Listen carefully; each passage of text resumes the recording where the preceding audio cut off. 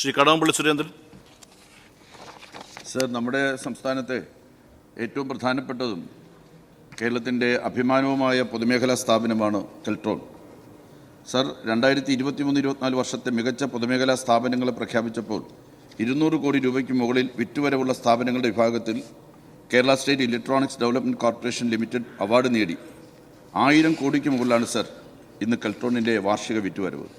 Sir, ഇത്തരത്തിൽ നേട്ടങ്ങളിൽ record സൃഷ്ടിച്ച് മുന്നേറുന്ന കെൽട്രോണിനെ രാഷ്ട്രീയ പ്രേരിതമായി വിവാദങ്ങളിൽ കുരുക്കി നശിപ്പിക്കാൻ ഒരു വിഭാഗം, വിശേഷിച്ച് UDF ശ്രദ്ധിക്കുകയാണ് സർ. അവർ ശ്രമിക്കുകയാണ്. കോൺഗ്രസ് അതിൻ്റെ മുന്നിലാണ്.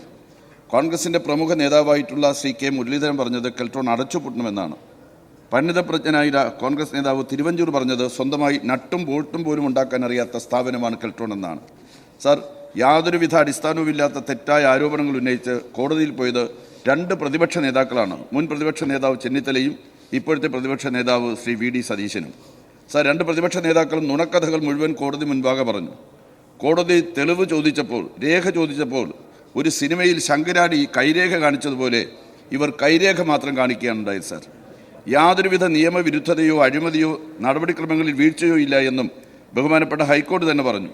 പൊതു താൽപ്പര്യവും പറഞ്ഞു പോയി ഇവരുടെ ഹർജിക്ക് യാതൊരുവിധ പൊതു താൽപ്പര്യവും ഇല്ലെന്ന് വരെ കോടതി പറഞ്ഞു. സർ, ദേശീയ ശ്രദ്ധയാകർഷിച്ച ഒരു പദ്ധതിക്കെതിരെ യാതൊരു തെളിവും കൂടാതെ ആരോപണങ്ങൾ ഉന്നയിച്ച് തടസ്സപ്പെടുത്തുവാൻ ശ്രമിച്ച പ്രതിപക്ഷ നേതാവ് മാപ്പ് പറയണമെന്നാവശ്യപ്പെട്ടുകൊണ്ട് കെൽട്രോണിലെ തൊഴിലാളികൾ ഇന്ന് നിയമസഭയിലേക്ക് മാർച്ച് നടത്തുകയാണ്. സാർ, AI ക്യാമറ വിവാദം പോലുള്ള അനാവശ്യ വിവാദങ്ങളിലും അനാവശ്യമായി സ്ഥാപനത്തെ കോടതി വ്യവഹാരങ്ങളിലേക്കും വലിച്ചിഴച്ച് സ്ഥാപനത്തിൻ്റെ റെപ്യൂട്ടേഷൻ തീർക്കാനുള്ള ശ്രമമാണ് നടക്കുന്നതെന്നാണ് തൊഴിലാളികൾ പറയുന്നത്. സാർ, ഇത്തരത്തിലുള്ള വിവാദങ്ങൾ ചർച്ചയായതോടെ നിരവധി വർക്ക് ഓർഡറുകളാണ് സാർ കെൽട്രോണിന് നഷ്ടപ്പെട്ടു പോയത്.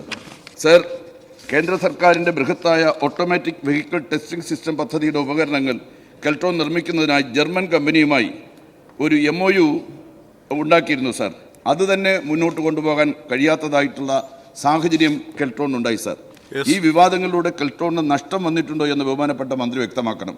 അതോടൊപ്പം വ്യാജ ആരോപണങ്ങളിലൂടെ കെൽട്രോണിനെ തകർക്കാനുള്ള ശ്രമങ്ങൾക്കെതിരെ സർക്കാരിൻ്റെ പ്രത്യേക ശ്രദ്ധയുണ്ടെന്ന് എനിക്കറിയാം. സാർ, കൂടുതൽ ശ്രദ്ധയും കർമ്മപദ്ധതി ആവിഷ്കരിക്കേണ്ടതിൻ്റെ ആവശ്യകതയും അനിവാര്യമാണ്.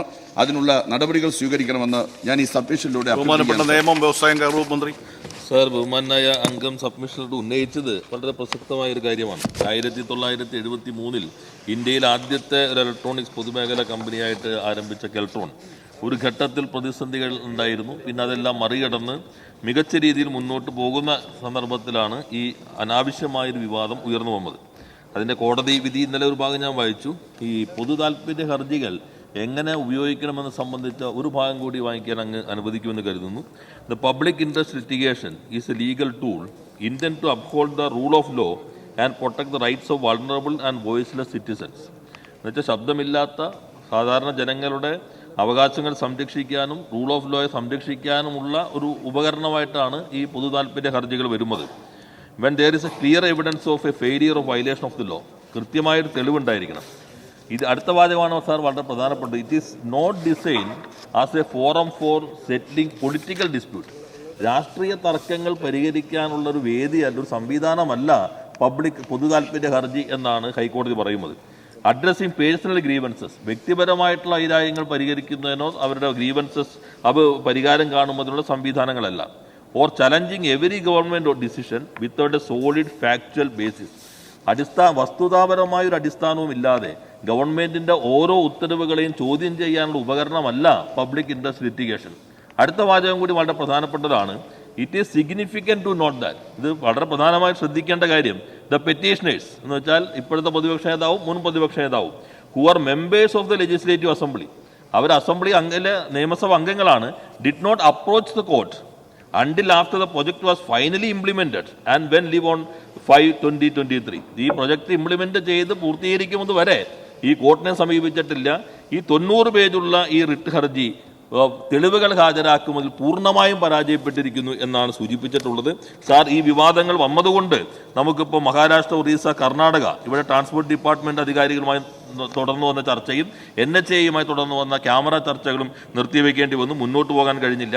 കേന്ദ്ര സർക്കാരിൻ്റെ ബൃഹത്തായ ഓട്ടോമാറ്റിക് വെഹിക്കിൾ ടെസ്റ്റിംഗ് സിസ്റ്റം അതിൻ്റെ ഉപകരണങ്ങൾ നിർമ്മിക്കുന്നതിനായി ജർമ്മൻ കമ്പനിയുമായിട്ടൊരു എഗ്രിമെൻറ്റിലേക്ക് പോകുന്നതും AI ക്യാമറ വിവാദവുമായി ബന്ധപ്പെട്ട് മുന്നോട്ട് പോകാൻ കഴിയാത്ത ഒരു പ്രതിസന്ധി നേരിട്ടു. എന്നാൽ ഇപ്പോൾ ആ പ്രതിസന്ധികളെല്ലാം മറികടന്നുകൊണ്ട് കെൽട്രോൺ ഏറ്റവും മികച്ച രീതിയിലേക്ക് വന്നിരിക്കുകയാണ്. കെൽട്രോൺ നാം കാണേണ്ടത് അത് പൂർണ്ണമായിട്ട് പ്രൊഫഷണലായി പ്രവർത്തിക്കുകയാണ് സാർ. 36 വർഷത്തെ ഇന്ത്യയുടെ നേവിയിലെ അനുഭവ സമ്പത്ത്, പ്രതിരോധ സേനയിലെ അനുഭവ സമ്പത്തുള്ള RECയിൽ നിന്ന് BTECും അതുപോലെ തന്നെ IITയിൽ നിന്ന് MTECും നേടിയിട്ട് വൈസ് അഡ്മിറലാണ് അതിൻ്റെ MD ആയിട്ട് പ്രവർത്തിക്കുന്നത്. അതുപോലെ ISROയുടെ ഏറ്റവും മുതിർന്ന ഒരു സയൻറ്റിസ്റ്റായ ആളാണ് ചെയർമാൻ. NPOLന്റെ ഡയറക്ടറായിരുന്ന ആളാണ് അവൻ്റെ എക്സിക്യൂട്ടീവ് ടെക്നിക്കൽ ഡയറക്ടറായി പ്രവർത്തിക്കുന്നത്. ISROയുടെ വളരെ മുതിർന്ന സയൻറ്റിസ്റ്റായ ഒരാളാണ് ഇപ്പോൾ ടെക്നിക്കൽ ഡയറക്ടറായിട്ട് എക്സിക്യൂട്ടീവ് ഡയറക്ടറായി പ്രവർത്തിക്കുന്നത്.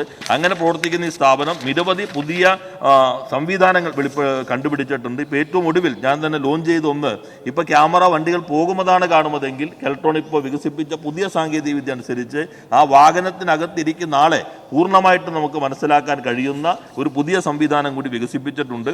അപ്പോൾ എല്ലാ രൂപത്തിലുള്ള ഈ വെല്ലുവിളികൾ നേരിട്ടുകൊണ്ടാണ് ഈ 1298 കോടിയുടെ മുകളിലേക്കുള്ള ടേൺ ഓവറിലേക്ക് വന്നത്.